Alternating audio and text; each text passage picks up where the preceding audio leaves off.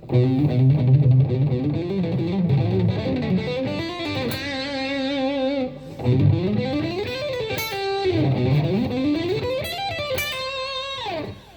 we're going to do here is we're going to look at a very cool, easy to use legato technique to get you speed.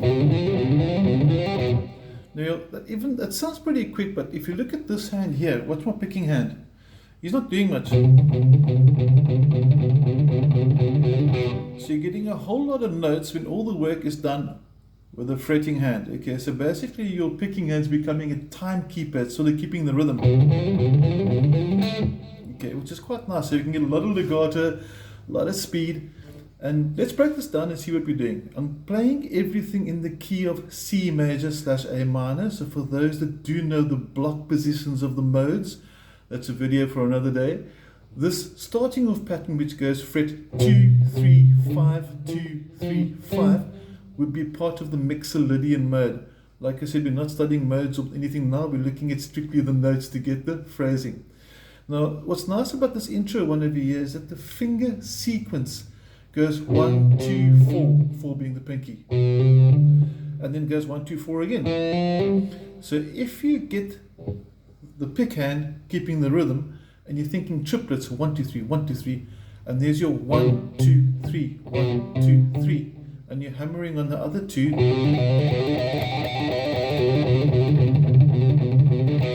You can get some nice effect using palm thumping as well. So if you bring the palm onto the bridge, you can sort of open up there.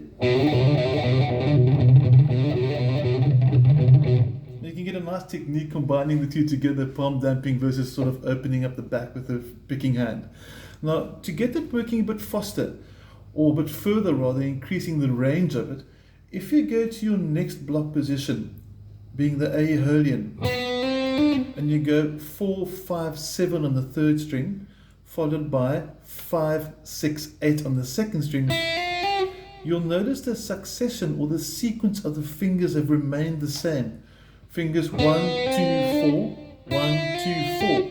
So basically this hand here is not doing very much. He's simply repeating a rhythmic pattern. And there you can hear the rhythm, 1, 2, 3. And if I take it across those 3 strings now, and I'll join those 4 that I've just shown you, we're going to have slow motion.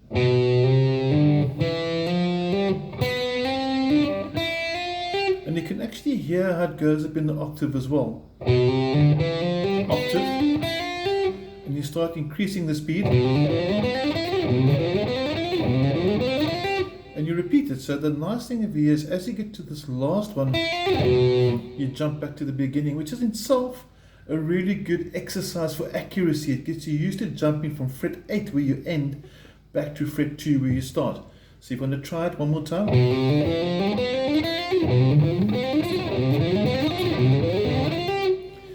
And then on the next block position being the Aeolian, like I said, we're not going into the modes or anything specific now. We're looking just for shapes, and everything's in C major, A minor, just repeating that.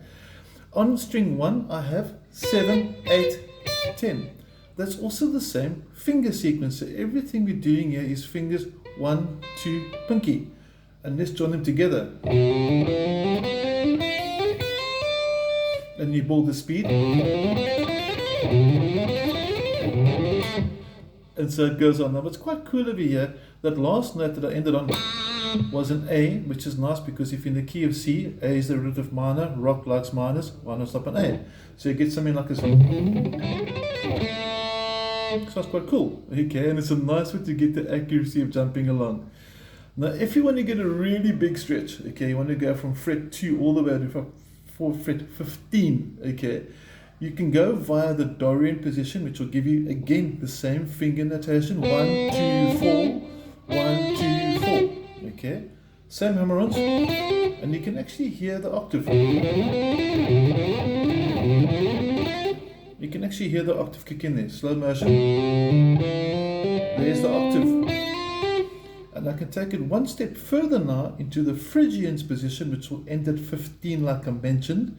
String 2, 12, 13, 15, 12, 13, 15. And you've actually covered 3 octaves. Octave 1, octave 2, third octave.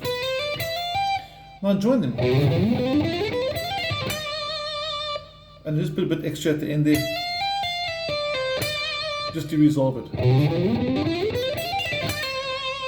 As you want to end it, obviously, is your own discretion.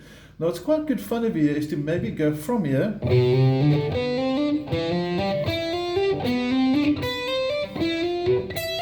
You can see the pattern there. You're jumping up an octave, going back. From him, jump up an octave, go back. From him, jump up an octave, go back. From him, jump up an octave. Let's do the slow motion.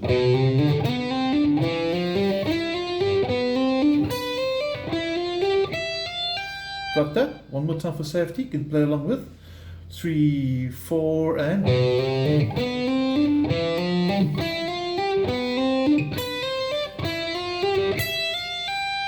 And at speed.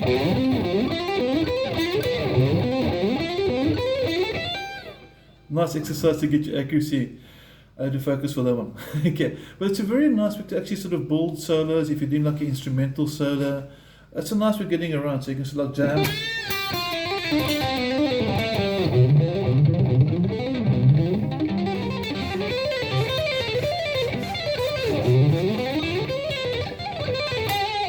And using a lot of that sort of format in that particular type of sort of playing. I suppose it is more of a shredding thing, as some people might say. But I'm not saying it's important to only play fast, but it's nice to be able to play fast. So when the time comes and you've got your really nice, slow, bluesy solo,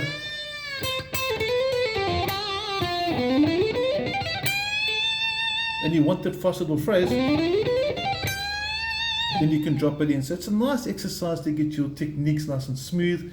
Again, good legato, get to know where your notes are on the guitar neck, get used to big jumps. So it's a very useful technique to master, nice exercise as well. And when you want that speed, this is an easy way to get to play really fast, really easily. So I hope you enjoy this one. Have an awesome day and take care.